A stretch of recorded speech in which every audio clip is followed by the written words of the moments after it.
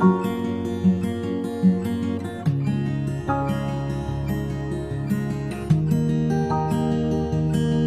students, in this video we will learn about the metallic and non-metallic character. या आधीच्या व्हिडिओमध्ये आपण periodic ट्रेंड्सच्या 2 property शिकल्या. त्या म्हटल्या म्हणजे व्हॅलन्सी अँड ॲटॉमिक साईज. आज आपल्याला थर्ड प्रॉपर्टी बघायची आहे पिरियॉडिक ट्रेंड्सची, ती म्हणजे metallic and non metallic character. जर तुम्हाला माझा व्हिडिओ आवडला तर लाईक करा, शेअर करा, सबस्क्राईब करा आणि प्रेस द बेल आयकॉन. चला तर मग स्टार्ट करूया. Metallic and non metallic character काय आहे. आता मेटॅलिक म्हणजे काय, तर हे आपल्याला मेटलमध्ये आढळणारे जे कॅरेक्टर्स असतात त्याला मेटॅलिक कॅरेक्टर असं म्हणतात आणि जे नॉन मेटलमध्ये आढळणारे कॅरेक्टर्स आहेत त्याला नॉन मेटॅलिक कॅरेक्टर असं म्हणतात. मग आपल्याला मेटल म्हणजे काय, तर बघा मॉडर्न पिरियॉडिक टेबलमध्ये आपण बघितलं तर सोडियम, मॅग्नेशियम हे आपल्याला मेटॅलिक एलिमेंट्स कुठे आढळतात, तर पिरियॉडिक टेबलच्या लेफ्ट साईडला आढळतात आणि नॉन मेटॅलिक एलिमेंट जे आहेत म्हणजे सल्फर, क्लोरीन हे आपल्याला पिरियॉडिक टेबलमध्ये राईट साईडला आढळतात. The metalloid element silicon lies in between the 2 types. आणि या एलिमेंटच्या मध्ये आपल्याला जे एलिमेंट्स आढळतात त्याला मेटॅलॉइड्स एलिमेंट्स असं म्हणतात. अ सिमिलर पॅटर्न, हा जो पॅटर्न आहे पूर्ण पिरियॉडिक टेबलमध्ये आपल्याला आढळून येतो. म्हणजे लेफ्ट साईडला सगळे मेटल म्हणजे मेटॅलिक एलिमेंट्स आणि राईट साईडला सगळे नॉन मेटल्स म्हणजे नॉन मेटॅलिक एलिमेंट्स आढळतात आणि त्यांच्यामध्ये कुठले एलिमेंट्स आहेत तर मेटॅलॉइड एलिमेंट्स आपल्याला आढळून येतात. हा सिमिलर पॅटर्न पूर्ण पिरियॉडिक टेबलमध्ये आपल्याला आढळून येतो. बघा आपण एकदा पिरियॉडिक टेबलमध्ये बघू की तुम्हाला लक्षात येईल की कसे मेटल एका बाजूला आहेत मेटॅलिक एलिमेंट्स आणि दुसऱ्या बाजूला आपल्याला काय दिसत आहेत नॉन मेटॅलिक एलिमेंट्स. बघा आता आपण जर पिरियॉडिक टेबलच्या लेफ्ट साईडला बघितलं तर आपल्याला लिथियम, बेरिलियम, सोडियम, मॅग्नेशियम दिसतं आहे आणि राईट साईडला जर विचार केला तर बघा कार्बन आहे, नायट्रोजन आहे म्हणजे CN, SI, PS, O हे काय आहेत नॉन मेटल्स आहेत. म्हणजे ते कुठल्या साईडला आहेत राईटला. मग आपण हे कसं ओळखलं तर त्यांच्यामध्ये आपल्याला एक झिगझॅग लाईन दिसते. बघा SI एक दिसतंय, AS एक एलिमेंट आहे, TE एक एलिमेंट आहे. हे एलिमेंटच्या खाली आपण जर बघितलं तर एक झिगझॅग लाईन आपल्याला दिसते. त्या झिगझॅग लाईनच्या सगळे लेफ्टचे सगळे काय आहेत मेटल आहेत आणि त्या झिगझॅग लाईनच्या राईट साईडला सगळे काय आहेत नॉन मेटल्स आहे. असं पूर्णपणे मेंडेली आपल्या मॉडर्न पिरियॉडिक टेबलमध्ये आपल्याला काय दिसतं आहे तर मेटल आणि नॉन मेटल्स एकमेकांपासून सेपरेट दिसत आहेत आणि त्यांच्या त्या झिगझॅग लाईनवर आपल्याला मेटॅलिक एलिमेंट्स प्रेझेंट दिसतात. आता मेटल एलिमेंट जे असतात त्यांच्यामध्ये काय असतं प्रॉपर्टी आहे आणि कुठली प्रॉपर्टी आहे तर त्यांना आपण मेटॅलिक एलिमेंट असं म्हणतो. मग तेच आपल्याला शिकायचं आहे की काय आहे ते मेटॅलिक एलिमेंट्स म्हणजे काय. बघा एलिमेंटमध्ये काय आहे टेंडन्सी असते. It is seen that the zigzag line separate the metal and non metal in the periodic table. हे आपण आत्ताच बघितलं की पिरियॉडिक टेबलमध्ये एक झिगझॅग लाईन आहे की जे मेटल आणि नॉन मेटल्सला एकमेकांपासून सेपरेट करते. Elements appear to have arrange in such a way that metals are on left side of this line, non metals on the right side and metalloids are along the border of this line. आपण आत्ताच बघितलं की left साईडला सगळे काय आहेत metals आणि non metals आपल्याला राईट साईडला दिसतात आणि त्यांच्यामध्ये आपल्याला झिगझॅग लाईनच्या बॉर्डरवर मेटॅलॉइड्स एलिमेंट्स आढळून येतात. आता बघा आपल्याला मेटल आणि नॉन मेटलच्या प्रॉपर्टी बघायच्या आहे. मग the characteristics chemical properties of metals and non metals it is seen from the chemical formula or simple ionic compound that at the cation in the them is form from a metal while the anion form a non metal. म्हणजे आपल्याला त्यांच्या आयनिक कंपाऊंडच्या प्रॉपर्टीवरून हे लक्षात येतं. त्यांच्या chemical फॉर्म्युल्याचा जर विचार केलं तर ते कॅटायन आणि एनायन फॉर्म करतात. म्हणजे मेटल असतात ते कॅटायन फॉर्म करतात. कॅटायन फॉर्म करतात म्हणजे काय पॉझिटिव्ह चार्ज आयन फॉर्म करतात. पॉझिटिव्ह चार्ज आयन म्हणजे काय की जे काय करतात आपण जर लिहिलं त्यांचं सिम्बॉल जर आपण बघितला तर Na+K+ असा सिम्बॉल आपल्याला त्यांचा आढळून येतो. म्हणजे काय आहेत ते कॅटायन फॉर्म करतात. ही प्रॉपर्टी कुणामध्ये असते तर मेटलमध्ये आपल्याला ती प्रॉपर्टी आढळून येते. आणि नॉन मेटल जे असतात ते एनायन फॉर्म करतात. एनायन फॉर्म करतात म्हणजे निगेटिव्ह आयन फॉर्म करतात. म्हणजे Cl- सारखे एनायन आपल्याला एलिमेंट्स आढळून येतात. From this it is understood that metal atom have a tendency to form a cation. मग आपल्याला हे लक्षात येतं की मेटलमध्ये ही टेंडन्सी आहे, ही क्षमता आहे की ते कॅटायन फॉर्म करू शकतात. आणि कॅटायन कसे फॉर्म होतात तर व्हॅलन्स इलेक्ट्रॉन लॉस करून कॅटायन फॉर्म केले जातात. म्हणजे इलेक्ट्रॉन जर लॉस केले व्हॅलन्स इलेक्ट्रॉन जर लॉस केले तर कॅटायन आयन फॉर्म होतात. या प्रॉपर्टीला इलेक्ट्रोपॉझिटिव्हिटी ऑफ अन एलिमेंट असं म्हणतात. On the other hand an atom of non metal has a tendency to form a anion. आणि दुसऱ्या बाजूला आपण विचार केला तर नॉन मेटल्स काय करतात त्यांच्यामध्ये एक टेंडन्सी आहे की ते एनायन फॉर्म करतात. कसे फॉर्म करतात तर एक्सेप्टिंग इलेक्ट्रॉन फ्रॉम आउटसाईड. म्हणजे बाहेरून व्हॅलन्स शेलमध्ये आउटसाईडवरून इलेक्ट्रॉन एक्सेप्ट केले जातात आणि त्याला टेंडन्सीला मेटल ही टेंडन्सी आपल्याला नॉन मेटलमध्ये आढळते आणि ते एनायन फॉर्म करतात. We have already seen that ions have a stable electronic configuration of noble gas आणि अशा पद्धतीने ते नोबल गॅससारखे इलेक्ट्रॉनिक कॉन्फिगरेशन प्राप्त करतात. We have already seen that the ion have a stable electronic configuration of noble gas. How is the ability to lose or accept electron in the valence shell determined? पण हे कशा पद्धतीने यांच्यामध्ये ही कशी काय capacity आहे की जे इलेक्ट्रॉन लॉसही करू शकतात आणि इलेक्ट्रॉन एक्सेप्ट करू शकतात. All the electrons in any atom are held by the attractive force exert on them by the positive charge nucleus. Electron in the inner shell lie in between the valence shell and the nucleus. आपल्याला माहिती आहे की electron कसे असतात, बाहेरच्या शेलमध्ये असतात, valence shell आणि न्यूक्लियसच्या बिटवीन इनर जे शेल असतात तिथे इलेक्ट्रॉन प्रेझेंट असतात because of their presence in the effective nuclear charge आणि त्यामुळे त्यांचा जो इफेक्टिव्ह न्यूक्लिअर चार्ज असतो exerting an attractive force on the valence electron is somewhat less than actual nuclear charge. म्हणजे ॲक्च्युअल न्यूक्लिअर चार्जपेक्षा हा valence electron charge कसा असतो तर लेस असतो, कमी असतो. त्याच्यामुळे the number of valence electron in metal is small आणि म्हणून ह्या ज्या मेटल्स असतात त्यांचे व्हॅलन्स इलेक्ट्रॉन हे स्मॉल असतात. म्हणजे आउटर मोस्ट शेलमध्ये 1, 2, 3 असे इलेक्ट्रॉन त्यांच्या असतात आणि ते सहजपणे काय करू शकतात effectively nuclear चार्जमुळे exerting attractive force आणि व्हॅलन्स इलेक्ट्रॉन स्मॉल असल्यामुळे ते सहजपणे इलेक्ट्रॉन काय करू शकतात लॉस करू शकतात. बघा as a combined effect of these two factors metals have a tendency to lose the valence electron to form a cation having a stable gas configuration आणि अशा पद्धतीने ते कॅटायन फॉर्म करतात आणि नोबल गॅससारखं स्टेबल इलेक्ट्रॉनिक कॉन्फिगरेशन प्राप्त करतात.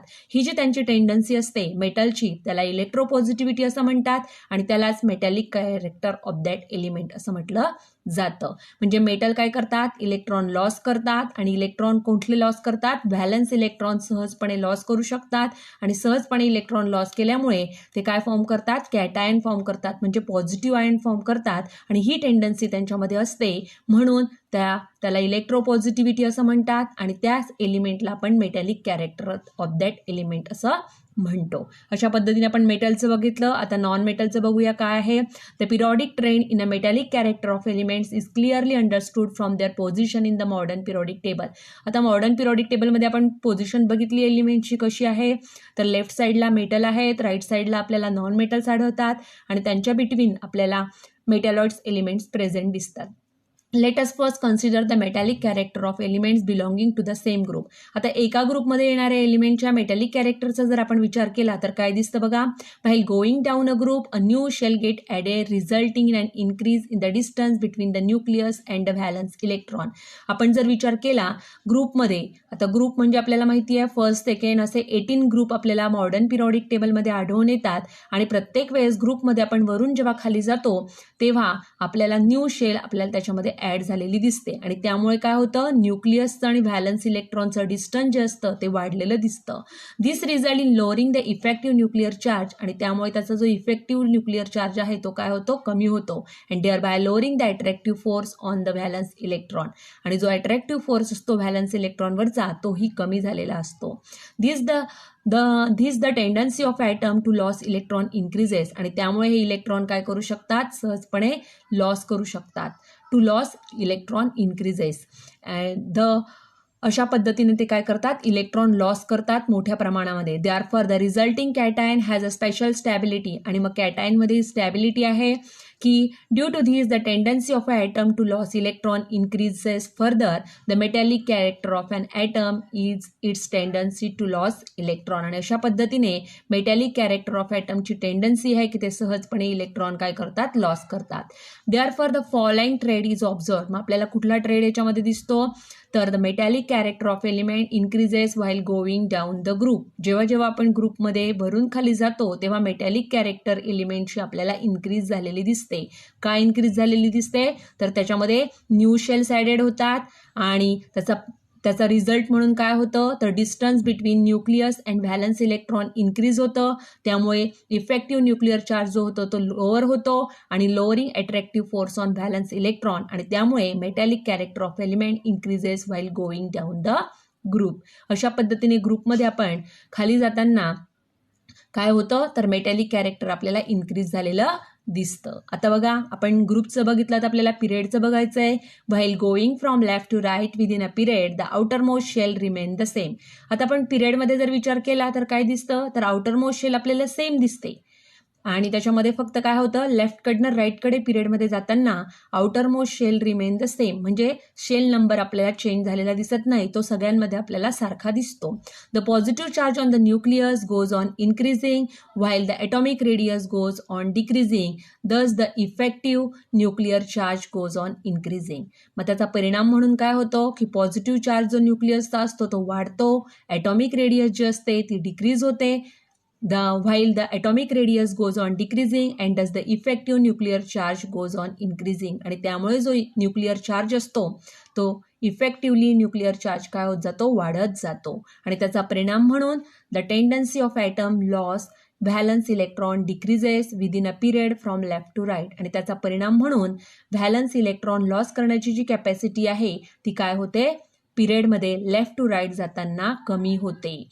The two factors, namely the increasing nuclear charge and decreasing atomic radius as we go from left to right within a period. आपण पिरियडमध्ये जेव्हा लेफ्टकडनं राईटकडे जातो तेव्हा काय होत असतं, न्यूक्लिअर चार्ज हा इन्क्रीज होतो आणि ॲटॉमिक रेडियस काय होत जाते, डिक्रीज होत जाते. Are responsible for increasing the effective nuclear charge. आणि त्यामुळे जो इफेक्टिव्ह न्यूक्लिअर चार्ज असतो तो आपल्याला वाढलेला दिसतो. Therefore the valence electron are held with greater and greater attractive force. आणि त्यामुळे काय होत जातं, व्हॅलन्स इलेक्ट्रॉन काय करतात, जास्तीत जास्त अट्रॅक्टिव्ह फोर्स त्या वाढतो त्यांचा आणि त्यामुळे इलेक्ट्रोनिगेटिव्हिटी ऑफ एन ॲटम आपल्याला वाढलेलं दिसतं. Due to increasing the electronegativity from left to right within a period the ability of an atom to become anion by accepting outside electron goes on increasing. आणि त्यामुळे ॲटमची ही ability होते की जो ॲनायन फॉर्म करताना आउटसाइड इलेक्ट्रॉन काय करतो, एक्सेप्ट करतो जास्त प्रमाणामध्ये. And the tendency of an element to form anion or the electronegativity is the non metallic character of an element. आणि हीच टेंडन्सी आहे नॉन मेटलची, की नॉन मेटॅलिक कॅरेक्टर काय आहे एलिमेंटचं, की ते ॲनायन फॉर्म करतात. कसे फॉर्म करतात, तर इलेक्ट्रोनिगेटिव्हमुळे ते ॲनायन फॉर्म करतात, म्हणजे एक्सेप्टिंग इलेक्ट्रॉन करतात आणि म्हणून त्यांना आपण त्याची non metallic character of that element असं म्हणतो. अशा पद्धतीने आपण मेटॅलिक आणि नॉन मेटॅलिक कॅरेक्टर पिरियड आणि ग्रुप्समध्ये कशा पद्धतीने असतं ते बघितलं. आता आपल्याला खाली दिलंय बघा, ऑलवेज रिमेंबरमध्ये की while going down in a group, जेव्हा आपण कुठल्याही ग्रुपमध्ये वरून जेव्हा खाली जातो तेव्हा त्याची इलेक्ट्रोपॉझिटिव्हिटी ऑफ दॅट एलिमेंट काय होत असते, इन्क्रीज होत असते. आणि while their electronegativity goes on decreasing, मग आपल्याला लक्षात येत आहे की इलेक्ट्रोपॉझिटिव्हिटी इन्क्रीज होत असेल तर इलेक्ट्रोनिगेटिव्हिटी काय होते, डिक्रीज होते. किंवा going down in any group, जेव्हा आपण कुठल्याही ग्रुपमध्ये वरून खाली जातो तेव्हा त्याची इलेक्ट्रोपॉझिटिव्हिटी वाढते आणि इलेक्ट्रोनिगेटिव्हिटी कमी होते. While going from left to right in any period the electronegativity of elements goes on increasing while their electropositivity goes on decreasing. जेव्हा आपण कुठल्याही पिरियडमध्ये लेफ्टकडनं राईटकडे जातो तेव्हा त्याची इलेक्ट्रोनिगेटिव्हिटी एलिमेंटची काय होत जाते, वाढत जाते. काय वाढतंय, इलेक्ट्रोनिगेटिव्हिटी. पिरियड्समध्ये इलेक्ट्रोनिगेटिव्हिटी लेफ्टकडनं राईटकडे वाढत जाते आणि इलेक्ट्रोपॉझिटिव्हिटी कमी होत जाते. हे लक्षात ठेवायचं आहे. ग्रुपचं लर्न करायचं आहे म्हणजे आपोआपच तुम्हाला पिरियडचं लक्षात राहील. ग्रुप्समध्ये लक्षात ठेवायचं आहे की going down electropositivity increase, electronegativity decrease. आणि पिरियड्समध्ये काय आहे, left to right electronegativity increase and electropositivity decreasing. Larger the electropositivity or electronegativity of the element, higher the reactivity. ज्या एलिमेंटची इलेक्ट्रोपॉझिटिव्हिटी जेवढी जास्त तेवढा तो एलिमेंट जास्त रिॲक्टिव्ह असतो. जर जास्त इलेक्ट्रोनिगेटिव्हिटी एलिमेंटची असेल तर तेवढा तो जास्त आपल्याला रिॲक्टिव्ह आढळून येतो. आता इथं आपला लास्ट टॉपिक आहे या चॅप्टरचा बघा, ग्रॅडेशन इन हॅलोजन फॅमिली. आता हॅलोजन फॅमिली म्हणजे कुठला ग्रुप आहे, तर group 17 content the member of halogen family. All of them have the general formula X2. त्याचं जनरल फॉर्म्युला काय, X2. म्हणजे त्याच्यामध्ये येणारे जे एलिमेंट्स आहे ग्रुप 17मध्ये तर ते फ्लोरीन आहे, क्लोरीन आहे, ब्रोमीन, आयोडीन हे एलिमेंट्स आहेत. आता फ्लोरीनचा आपण फॉर्म्युला बघितला तर काय दिसतं आहे, F2 chlorine Cl2 bromine Br2 आणि आयोडीन I2. मग आता I2 F2 हे काय आहे तर त्यांचा जनरल फॉर्म्युलाच काय आहे X2 आहे. आता आपल्याला दिसतंय की फ्लोरीन काय आहे, फ्लोरीन आणि क्लोरीन हे गॅसियस फॉर्ममध्ये आढळतात, ब्रोमीन हा लिक्विड फॉर्ममध्ये आढळतो आणि आयोडीन हा सॉलिड फॉर्ममध्ये आढळतो. आपल्याला फिल इन द ब्लँक्सला विचारलं जातं की bromine is dash dash state, मग कुठल्या स्टेटमध्ये आढळतो तर लिक्विड स्टेटमध्ये. अशा प्रकारे क्वेश्चन आपल्याला त्याच्यावर येऊ शकतो. किंवा हॅलोजन फॅमिलीसाठी असणारा जनरल फॉर्म्युला काय आहे, मग X2 हा त्याचा जनरल फॉर्म्युला आहे, हे आपल्याला लक्षात ठेवायचं आहे. अशा पद्धतीने आपण पूर्ण चॅप्टर कव्हर केलेला आहे. सगळे व्हिडिओ नीट बघितले तर आपल्याला पूर्ण चॅप्टर समजेल. आज आपण पिरियॉडिक ट्रेट्सचा मेटॅलिक कॅरेक्टर लास्ट प्रॉपर्टी राहिली होती ती कंप्लीट केली आहे. अशा पद्धतीने पूर्ण चॅप्टर आपलं कव्हर झालं आहे. जर तुम्हाला माझा व्हिडिओ आवडला तर लाईक करा, शेअर करा, सबस्क्राईब करा आणि press the bell icon. Thank you.